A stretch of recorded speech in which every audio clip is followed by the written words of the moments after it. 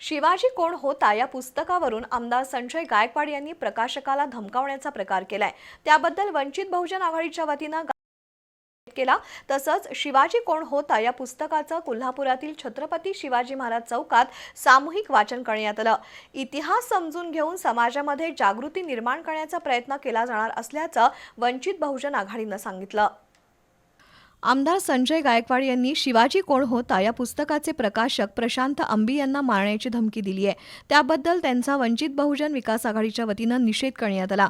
तसंच कोल्हापुरातील छत्रपती शिवाजी चौकात शिवाजी कोण होता या पुस्तकाचं सामूहिक वाचन करण्यात आलं।